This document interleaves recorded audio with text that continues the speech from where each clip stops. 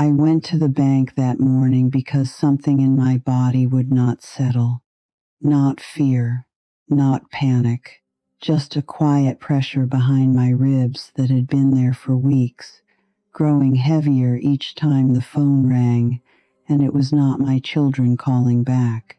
It was late autumn, the kind of cold that slips under your coat even when it is buttoned all the way up. The sky hung low and gray, pressing down on the town like a lid. I remember pulling my scarf tighter as I parked, telling myself this was silly. I had raised 2 children. I had buried my husband. I had survived worse than a routine visit to the bank. The automatic doors opened with a soft hiss, and warm air rushed over me, smelling faintly of paper, carpet cleaner, and something metallic. Money has a smell. Anyone who has lived long enough knows that. It smells like dust and promises and quiet power. The lobby looked the same as it always had. Neutral walls, fake plants, chairs bolted to the floor like they expected people to try to run. A television mounted too high, murmuring the news to no one in particular. I took a number and sat down. The chair creaked when I lowered myself into it, and for a strange moment that sound felt too loud, like it echoed inside my chest. I folded my hands over my purse and watched the red numbers change on the screen. Every few seconds, a bell chimed softly, and someone else stood up, carrying their life in a folder or an envelope. I had been coming to this bank for more than 40 years. I opened my first account here when my children were still small enough to sit on my lap while I signed paperwork. I stood at this counter pregnant, tired, hopeful. I had stood here grieving, moving money after my husband died because someone had to do it. This place knew me, or at least I thought it did. When my number was called, I stood carefully, smoothing my coat the way I always did, out of habit more than vanity. The teller was young, younger than my children. She smiled, professional and bright, and asked how she could help me. I told her I wanted to review my savings. Just a look, nothing urgent. I even smiled as I said it, like I was embarrassed for worrying at all. She typed, clicked, paused.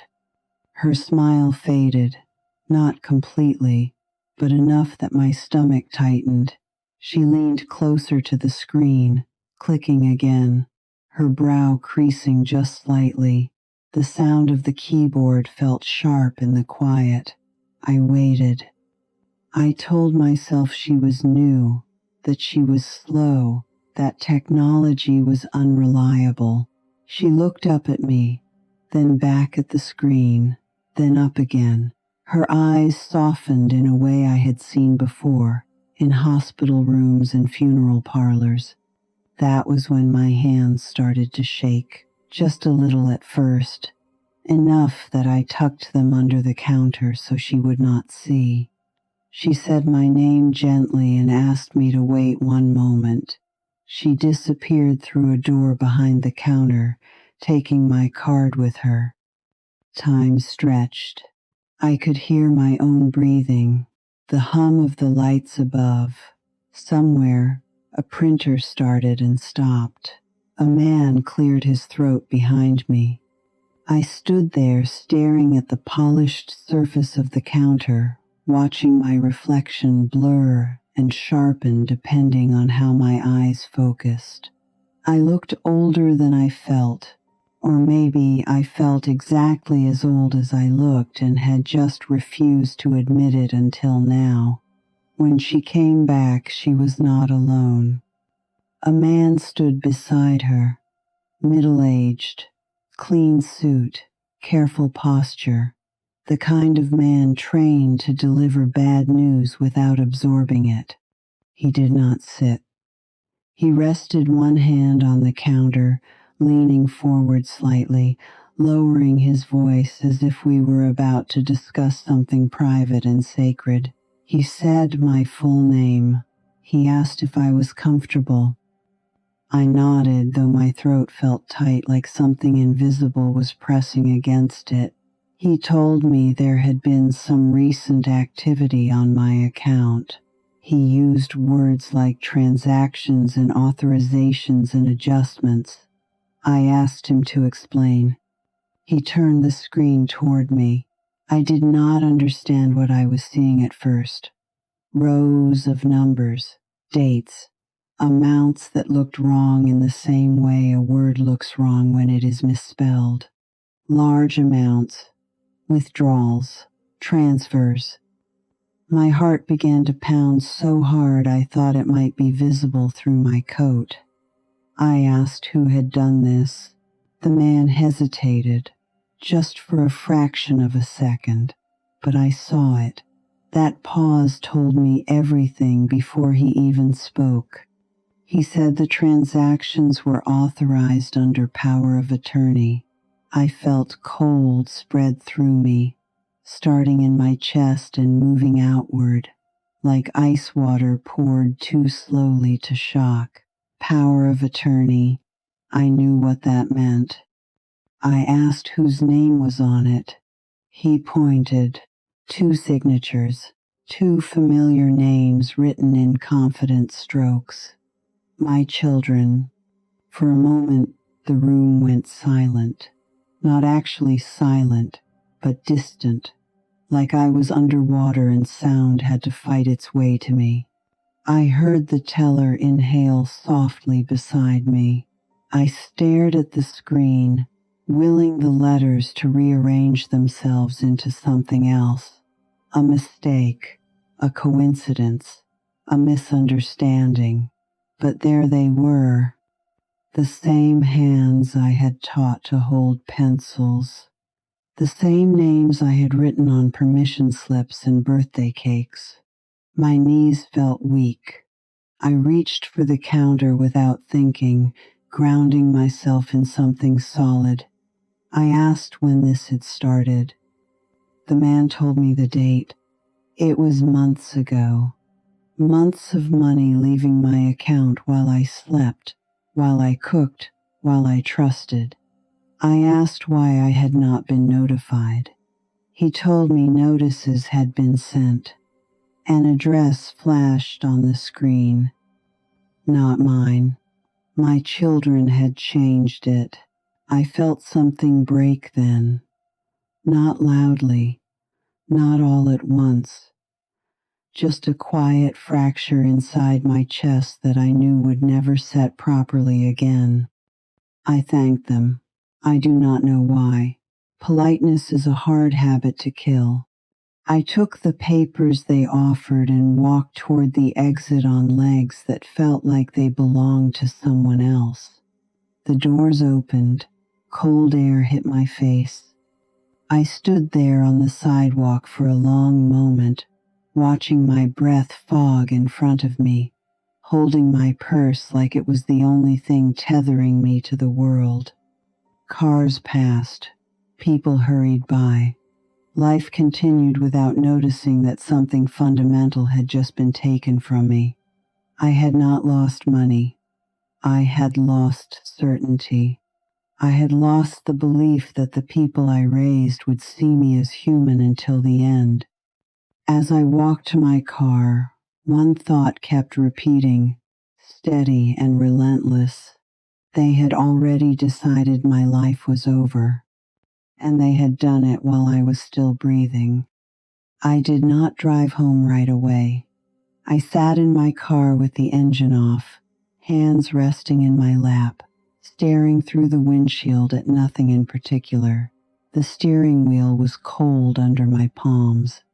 The radio came on by accident when my elbow brushed it, and I turned it off immediately. Noise felt wrong, like it might break something fragile inside me. I kept seeing their names on that screen, over and over. My children. It is strange how memory works in moments like that. It does not move forward. It pulls you backward without asking permission. I saw my daughter first, standing on a chair at the kitchen counter when she was 5, tongue pressed between her teeth as she helped me stir soup. I remember laughing and telling her to be careful, and she told me she was being careful, very serious about it. I saw my son at 12, sitting on the edge of his bed after a nightmare, pretending he was not scared even though his hands were shaking. I remember sitting beside him until he fell asleep again, counting his breaths because it calmed both of us. Those were the hands that had signed the papers. Those were the people the bank manager had spoken about like strangers. I drove home slowly, obeying every light, every sign, as if moving carefully might somehow rewind the morning. The house came into view, the same house I had lived in for more than 3 decades. White siding that needed repainting, the old maple tree out front, its leaves already thinning. I parked and sat there again, keys still in the ignition.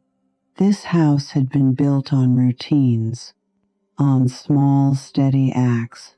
I had held it together with grocery lists taped to the fridge, with lunches packed before sunrise, with quiet compromises no one ever noticed.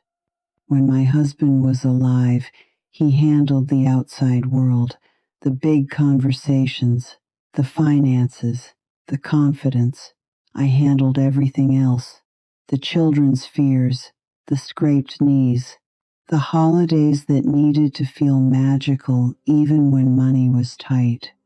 When he died, suddenly and without warning, something shifted.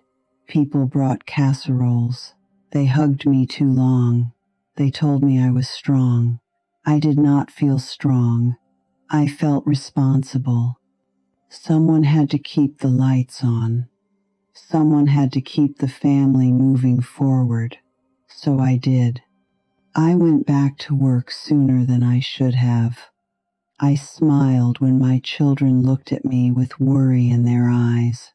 I told them we would be fine, even when I was not sure that was true. I learned how to stretch a dollar. I learned how to fill silence. I learned how to put my own grief somewhere quiet so it would not spill onto them. Years passed like that. They grew up. They left. They built lives that no longer revolved around this house. I was proud of them, fiercely proud. I told everyone how well they were doing. When they started to worry about me living alone, I thought it was sweet. When they suggested helping with paperwork, I thought it was practical. When they talked about simplifying things, I thought they were trying to be kind. I did not see the shift when it happened.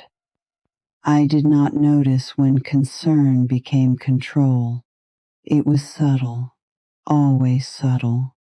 My daughter started asking more questions about bills. My son offered to handle taxes so I would not have to stress. They spoke gently, slowly, the way people do when they are already convinced you are fragile. I remember the first time my daughter said, "You have done enough, Mom. Let us take care of things now." It felt like a relief. That is what makes it so dangerous. I trusted them because I had trained myself to trust them my entire life.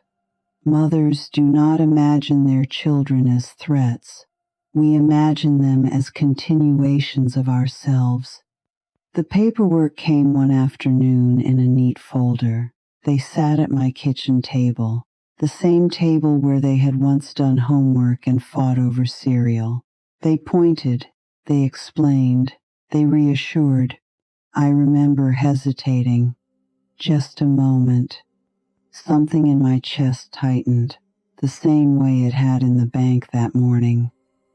But then my son smiled, that familiar smile, and said it was just in case, just to make things easier if something ever happened. Something always happens eventually. I signed. I told myself it was practical. I told myself it was love.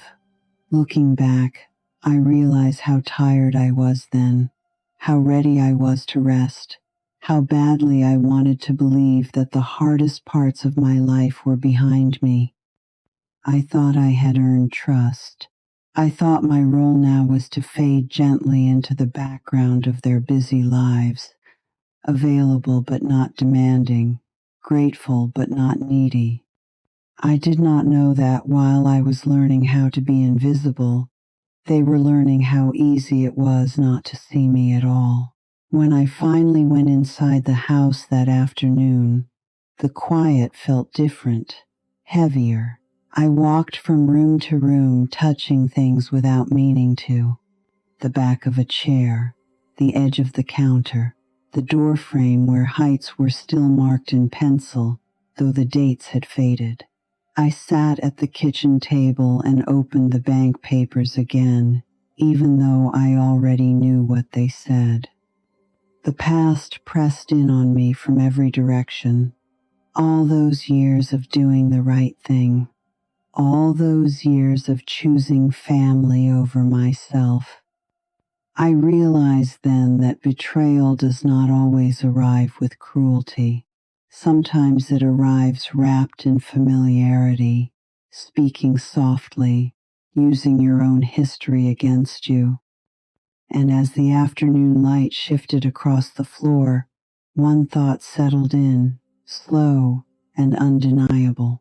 If they could do this now, it meant they had been thinking about it for a long time, long enough to stop seeing me as their mother, long enough to start seeing me as something to manage. The first lie came wrapped in reassurance. It arrived the next morning, right on time, like it had been scheduled. My phone rang while I was standing at the sink, staring at my reflection in the dark window above it. The kettle was screaming behind me. Forgotten. I let it ring twice before answering, already knowing which voice it would be. My daughter sounded calm, almost cheerful. She asked how I was feeling, not what had happened, not why I sounded different the night before when I told her I was tired, just how I was feeling, as if my emotions were the only thing that mattered, not the facts. I told her I had gone to the bank. There was a pause, short, controlled. Then she laughed softly and said, "Oh, that. I was wondering when you would notice. Notice, like a misplaced lamp, like a missing spoon." She told me not to worry. She said everything was under control. She said the market had been unpredictable and they had needed to move things around temporarily. Temporarily is a comforting word. It sounds reversible. It sounds harmless. I asked why no one had told me. She sighed, the way people sigh when they are preparing to explain something obvious to someone slow. She said they did not want to burden me. She said I had been through enough. She said stress was bad for my blood pressure. I stood there holding the phone, my fingers numb, listening to my own life being rewritten in real time. When I asked about the power of attorney, she said it was just paperwork, just something we signed together, remember? You wanted us to help. I did not remember. That scared me more than anything else, she said. I hung up and sat at the kitchen table, the same one we had signed those papers on months earlier. The sunlight slanted across the wood, highlighting scratches and stains that told the story of decades. I pressed my palm flat against it, grounding myself. I told myself she was right, that I must have forgotten. That memory fades with age, and this was just another quiet loss I had not noticed yet. That was the lie I told myself. Later that afternoon, my son called. His voice was firmer, less gentle. He spoke like someone trying to keep control of a conversation slipping away. He told me I was overreacting. He said everything had been done legally. He said I was reading too much into it. When I asked why my address had been changed, he hesitated longer than his sister had. Then he said it must have been a clerical error, a mistake. Those words landed differently, because mistakes get fixed. And nothing about this felt like it was meant to be undone. That evening, I walked through the house slowly. I opened drawers I had not opened in years. I checked the mail basket. I looked for statements that should have been there. They were gone. I felt foolish for not noticing sooner, for trusting so completely, for believing that love and loyalty were permanent states rather than choices people made again and again. When my daughter came by that night, unannounced, I watched her carefully, the way she avoided sitting down, the way her eyes flicked to the hallway as if measuring the space, the way she spoke too quickly. She hugged me, stiff and brief, and told me again not to worry. She said, "We are just trying to protect you." That word again, protect. I asked her why it felt like I was being hidden from my own life. Her smile froze for just a second before she recovered it. She told me I was tired, that I needed rest, that we would talk about everything later. Later is another dangerous word. It pushes truth just far enough away that you can pretend it is not urgent. After she left, I sat alone in the living room with the lights off, listening to the refrigerator cycle on and off. The house creaked as it always had, settling into itself for the night. I realized then that the lie was not just what they were telling me. The lie was what they believed. They believed I would accept this. They believed I would shrink. They believed I would doubt myself long enough for everything to become permanent. And somewhere between the quiet ticking of the clock and the weight of the dark, I felt something shift inside me. Not anger, not yet. Something colder, something clearer. If they were lying, it meant they were afraid of the truth. And that meant the truth still had power. I went to bed that night, fully awake for the first time since the bank, and I promised myself one thing in the dark.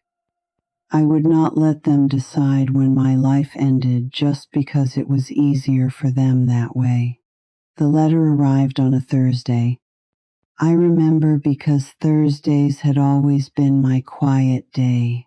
No appointments, no errands, just the rhythm of the house and the slow permission to rest.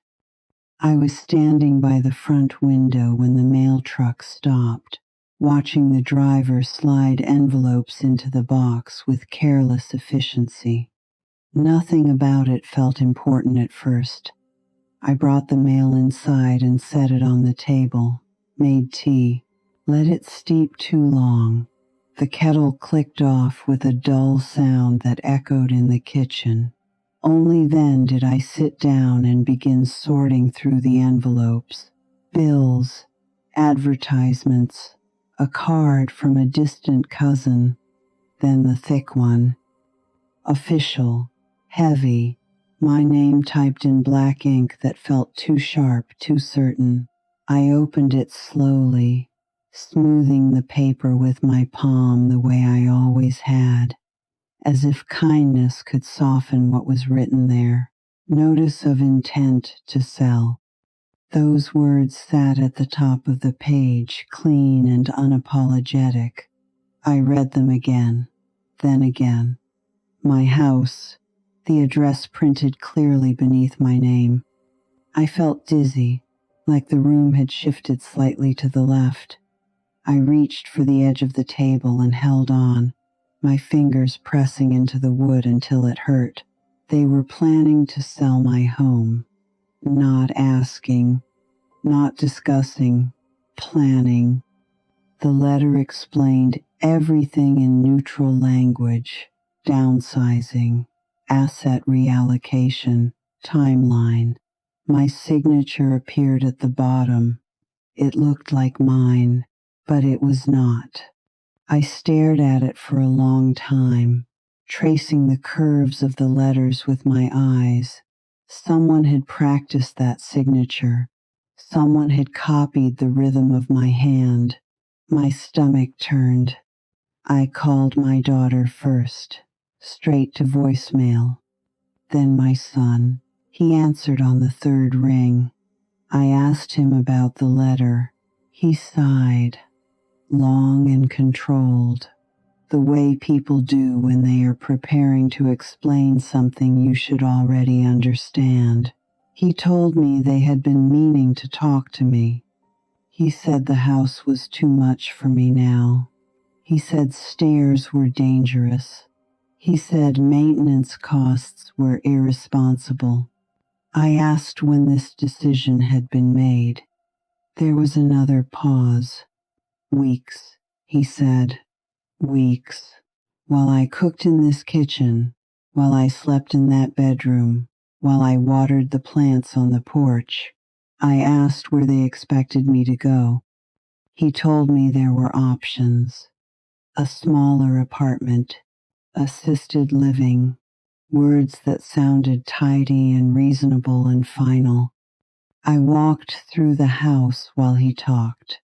From room to room, phone pressed to my ear, my feet moving without instruction. I touched the wall where my children had once leaned their bikes. The doorframe is marked with faded pencil lines. He kept talking. I stopped listening. When I hung up, the silence felt loud, aggressive.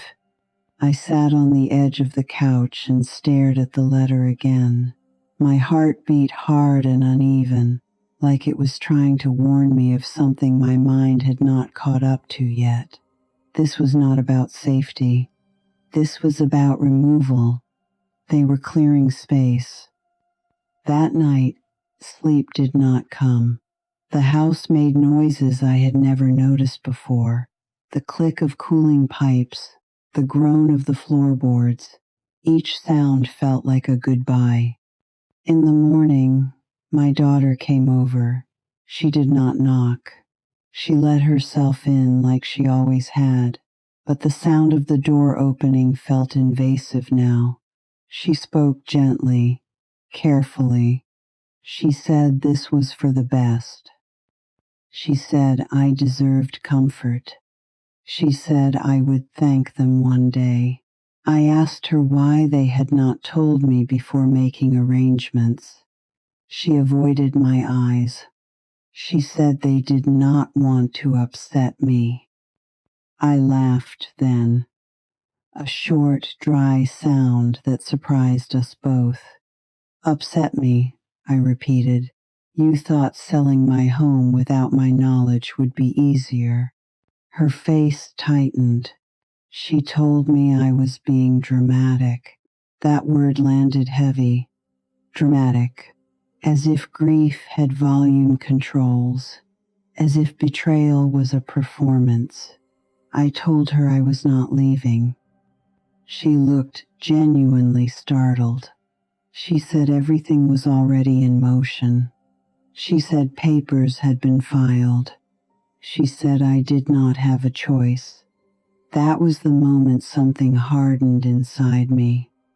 I stood up slowly and folded the letter in half, then again, until it was small enough to disappear in my palm. I told her this house was mine. She told me the law said otherwise. When she left, I locked the door behind her and leaned my forehead against it, my breath coming shallow and fast. They were not asking me to move. They were evicting me from my own life.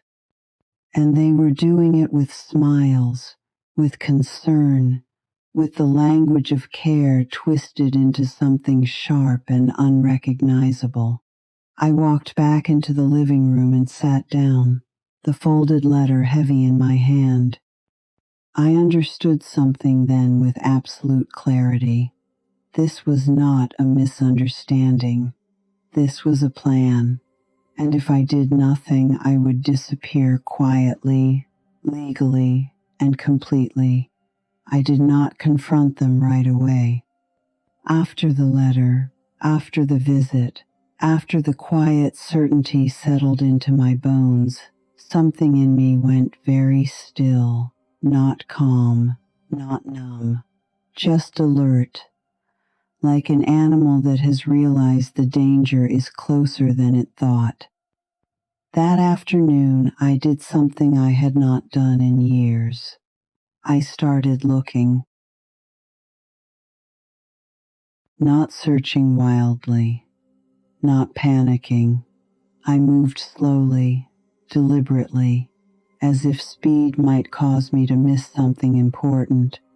I opened drawers I never used, the one beneath the phone stand, the one in the hallway cabinet where old batteries and forgotten keys lived. I checked folders tucked behind cookbooks, envelopes slid between manuals, stacks of papers labeled important that no one had touched in a decade. The house was quiet, except for the sound of paper shifting, the soft scrape of cardboard against wood. At first, I found nothing, just old warranties, expired insurance forms. A folded obituary from years ago I had forgotten to throw away. Then, in the bottom drawer of the desk they had helped me organize months earlier, I found a slim folder I did not recognize. It was tucked beneath tax records, almost hidden by familiarity. My name was on the tab. I sat down before opening it. My knees felt weak, and I did not trust myself to stay standing. Inside were copies, not originals. Photocopies of documents I had signed without fully reading, power of attorney forms, authorization letters, bank transfer approvals. My signature was there, clear, undeniable. And beside it, notes written in my daughter's handwriting. Dates, amounts, instructions. My chest tightened as I turned each page, my fingers trembling despite my effort to steady them. This was not confusion. This was not a misunderstanding. This was organized, intentional. I flipped to the last page and felt my breath catch. An email printout from my son to my daughter. The subject line was simple. Timeline. I read it once. Then again, they talked about selling the house before I asked too many questions, about moving me somewhere manageable, about keeping me calm until everything was finalized. One line burned itself into my mind. Once she's settled, she won't fight it. She, not Mom, not her. She. I sat there for a long time, the paper shaking in my hands. The room felt smaller, like the walls had edged closer while I was not looking. They were not helping me. They were managing me. The realization did not come with tears. It came with a deep, hollow ache, like something had been scooped out of my chest and replaced with air. Every memory replayed itself in a new light. The patience in their voices, the careful explanations, the way they had looked at each other when I asked questions. This had been happening while I was still laughing with them at holidays, while I was still sending birthday cards with checks tucked inside, while I was still telling people how lucky I was. I felt foolish. Then I felt angry, but underneath both was something sharper. Clarity. I took the folder and carried it to the kitchen table. I laid out each document in a neat row, the way I used to line up permission slips before school trips. I read everything slowly, forcing myself not to rush, not to look away when the words hurt. They had changed my mailing address. They had redirected my statements. They had moved money in small amounts at first, then larger ones once they were confident I had not noticed. They had planned my removal like a task on a list. I heard the front door open then. I froze. Footsteps. My daughter's voice calling my name, light and practiced. I did not answer. She stood in the doorway to the kitchen and stopped when she saw the papers spread out in front of me. For just a second, the mask slipped. I saw it. Fear. She recovered quickly, asking what I was doing. I did not look up. I asked her how long. She did not answer. I asked her when they decided I no longer got to choose where I lived. She told me I was misunderstanding things again. I finally looked at her then. I told her to leave. Her mouth opened, then closed. She said she was only trying to help. I repeated myself. She left without another word. When the door shut, the silence felt different this time. Not oppressive, clean. I gathered the papers into the folder and closed it carefully. They thought I was confused. They thought I was tired. They thought I would accept whatever they decided. What they did not realize was this. The moment I saw the truth written in their own words, something in me woke up, and it was not going back to sleep. I did not raise my voice when I called them. That surprised me, even myself. My hands were steady as I dialed, my voice calm when I asked them both to come over that evening. I did not explain why. I did not accuse. I simply said I needed to talk. There was a brief silence on the line before my daughter agreed. My son did not speak at all. I could hear him breathing. They arrived just after sunset. The house looked different in that hour. Shadows stretched long across the floor. The old lamp in the corner cast a yellow glow that softened everything except what sat between us. I had set the table, not for dinner, for truth. The folder lay closed in the center, its edges squared carefully. I had wiped the table, straightened the chairs, even lit the lamp beside my husband's old seat out of habit. I wanted no distractions. No chaos they could point to later and call confusion. They stood in the doorway for a moment, both of them, coats still on. My daughter tried to smile. My son avoided my eyes. I told them to sit. They did. I took my time before speaking. I listened to the clock ticking on the wall. I let the silence do its work. Then I opened the folder. I slid the papers across the table slowly, one by one.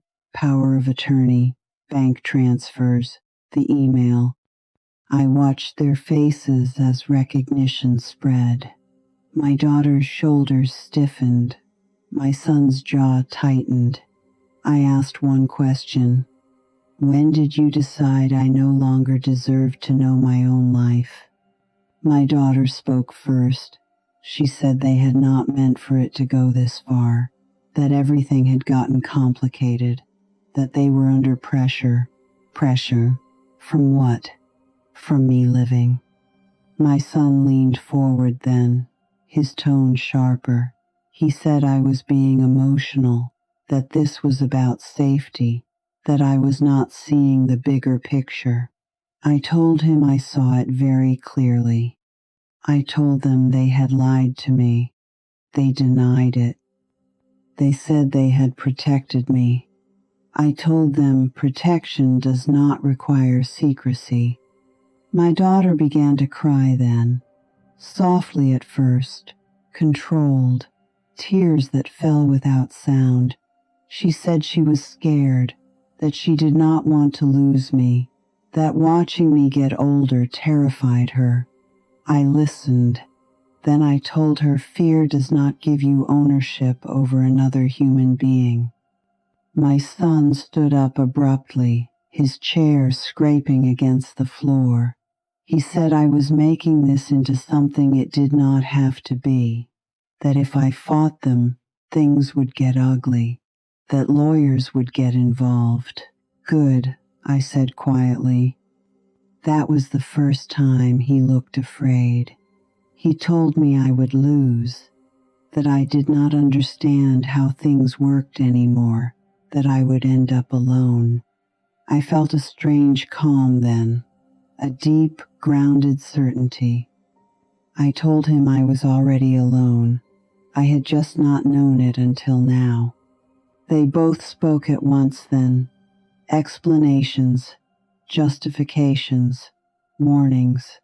Their voices overlapped, filling the room with noise, with urgency, with the desperate need to control the narrative. I raised my hand. They stopped. I told them this conversation was over. I told them they no longer had permission to speak for me, decide for me, or touch anything that belonged to me. My daughter asked what I was going to do. I told her I was going to take my life back. They left shortly after that. No hugs, no apologies, just the sound of the door closing and footsteps fading down the porch. I sat at the table long after they were gone, the folder still open in front of me. My hands were cold. My chest ached. But beneath it all was something new. Resolve. They had underestimated me, and for the first time since the bank, I knew exactly what came next. The lawyer's office was smaller than I expected. Tucked between a dry cleaner and a closed bookstore, it smelled faintly of old paper and lemon polish, the kind of place that had not been updated because it did not need to be. Truth lived comfortably there. I arrived early and sat with my hands folded in my lap, watching dust drift through a thin line of sunlight. My heart beat steadily, not fast, not slow. It felt like it was waiting. When he called my name, I stood and followed him into a narrow office lined with shelves. He did not rush me. That mattered more than I realized at the time. I told him everything, not dramatically, not emotionally, just carefully. I told him about the bank, the letter, the papers, the email. I slid the folder across his desk the same way I had slid it across my kitchen table. He read in silence. Every so often, his expression changed. Not surprising, recognition. When he finished, he leaned back and exhaled slowly. What they did, he said, was not protection. It was controlled. Those words landed cleanly, precisely. He explained things to me without talking down. He told me that power of attorney did not mean unlimited authority, that consent mattered, that intent mattered, that moving assets for their benefit crossed a line. I asked him if I was too late. He shook his head. Not even close.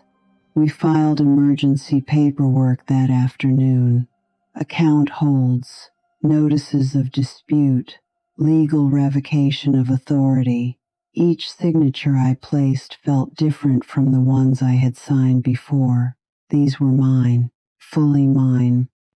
When I walked out of his office, the air felt sharper, colder, real. My phone buzzed before I reached the car. A message from my daughter. Why are you doing this? No greeting, no concern, just accusation. I did not answer. That night, the truth spread quickly. Banks called. Emails arrived. My son left 2 voicemails, his voice tight, controlled, angry. He said I was embarrassing them, that I was overreacting, that this would destroy our family. I sat at my kitchen table listening to his words play through the speaker, one after another. I realized then how often I had carried the weight of keeping things intact, how many times I had swallowed discomfort to preserve peace. The truth did not feel explosive. It felt solid, unavoidable. The next morning, official letters arrived. Account freezes confirmed. The sale halted. The law had noticed. So had my children. They stopped pretending then. The messages changed tone, sharp, defensive. They accused me of betrayal, of ingratitude, of ruining everything they had tried to build. I read them without responding. For the first time, their words did not define me. The truth was no longer something hidden in a folder or whispered behind my back. It was documented, recorded, protected. I was not confused. I was not helpless. I was not disappearing. And as I turned off the light that night and lay in bed listening to the house settle around me, I understood something quietly but completely. The truth does not always reunite families. Sometimes it reveals who they stopped being a long time ago. And sometimes that revelation is the beginning of survival. Everything unraveled faster than I expected. Once the legal notices went out, the silence broke like glass. My phone rang constantly, numbers I did not recognize, messages that shifted tone from outrage to panic within hours. My son came first. He showed up unannounced, pounding on the door like urgency could force it open.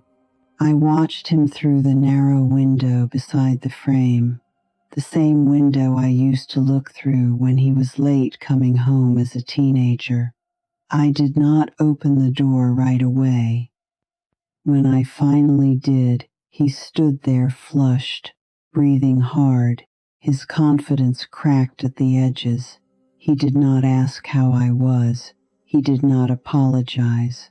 He asked what I thought I was doing. I told him the truth. I was protecting myself. He laughed, sharp and hollow. He said lawyers had already contacted him, that accounts were frozen, that the house sale had been flagged. He said this mess was costing him more than money. That word again, cost. As if I were a failed investment, he accused me of choosing strangers over family, of humiliating him, of ruining his future plans. I listened. Then I told him to leave. He stared at me like he did not recognize who I was anymore. Maybe he did not. My daughter did not come. She sent messages instead, long ones at first, then short, then none at all. I heard later, through someone who thought they were helping, that she had taken time off work. That stress had made her sick. I did not feel satisfied. I felt clarity. The court date came quietly. No drama, no raised voices, just paperwork, evidence, timelines laid bare under fluorescent lights. The judge did not look at me with pity. That mattered. The sale was formally canceled. The power of attorney was revoked. Funds ordered returned pending review. Outside the courthouse, my children stood together for the first time since the confrontation. They did not approach me. They did not speak. They looked smaller somehow, not younger, smaller. That night, the house felt different, not lighter, not yet, but steadier. The phone stopped ringing. The threats dried up. The pressure eased, like a storm finally moving on. I sat alone in the living room, listening to the rain tap softly against the windows, and realized something that surprised me. Their power depended on my silence, and once I spoke, it collapsed. The house is quiet now. Not the uneasy quiet that follows an argument, but the settled kind. The kind that allows you to hear your own breathing again. I wake up early these days. I make coffee and sit by the window, watching the light move slowly across the floor.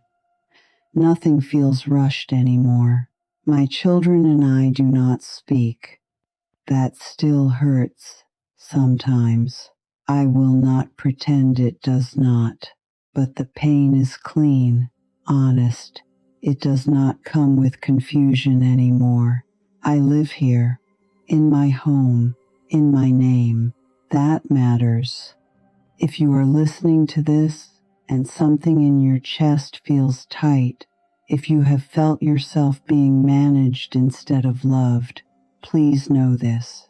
It is not too late to speak.